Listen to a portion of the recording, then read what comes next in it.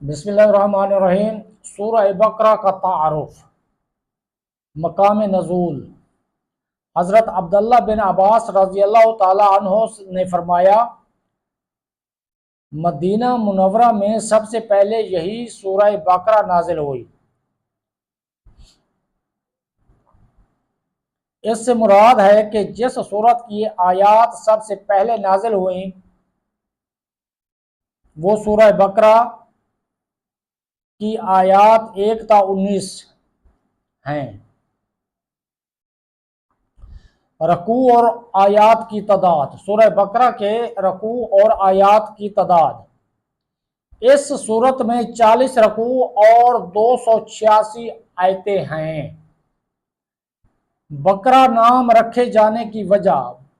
بقرہ نام رکھے جانے کی وجہ، عربی میں گائے کو بقرہ کہتے ہیں، اور اس سورت کے 8ویں اور 9ویں رکوع کی آیت نمبر 67 تا 73 میں بنی اسرائیل کی ایک گائے کا واقعہ بیان کیا گیا ہے۔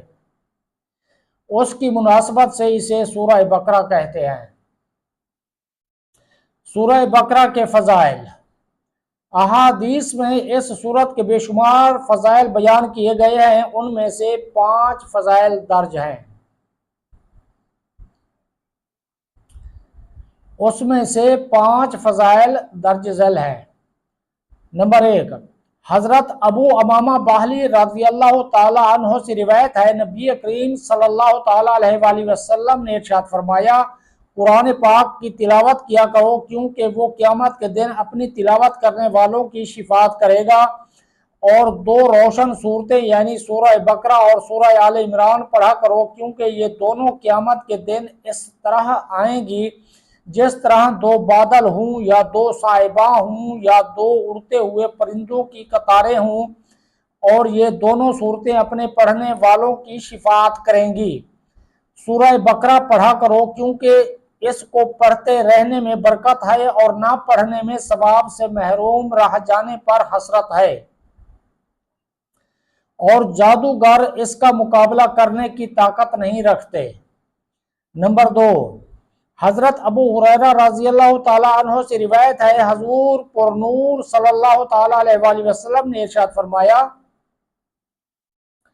اپنے گھروں کو قبرستان نہ بناؤ، یعنی اپنے گھروں میں عبادت کیا کرو، اور شیطان اس گھر سے بھاگتا ہے جس میں سورہ بقرہ کی تلاوت کی جاتی ہے۔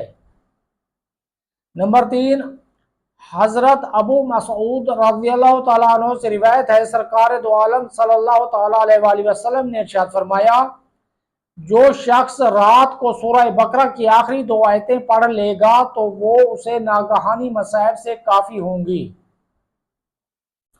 نمبر 4، حضرت ابو ہریرہ رضی اللہ تعالیٰ عنہ سے روایت ہے، حضور اقدس صلی اللہ تعالیٰ علیہ وآلہ وسلم نے ارشاد فرمایا، ہر چیز کی ایک بلندی ہے، اور قرآن کی بلندی سورہ بقرہ ہے۔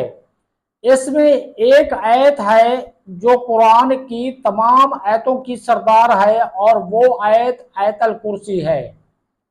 نمبر 5، حضرت سہل بن سعدی رضی اللہ تعالیٰ عنہ سے روایت ہے، حضور انور صلی اللہ تعالیٰ علیہ وآلہ وسلم نے ارشاد فرمایا، جس نے دن کے وقت اپنے گھر میں سورہ بقرہ کی تلاوت کی تو 3 دن تک شیطان اس گھر کے قریب نہیں آئے گا، اور جس نے رات کے وقت اپنے گھر میں سورہ بقرہ کی تلاوت کی تو 3 راتیں اس گھر میں شیطان داخل نہ ہوگا۔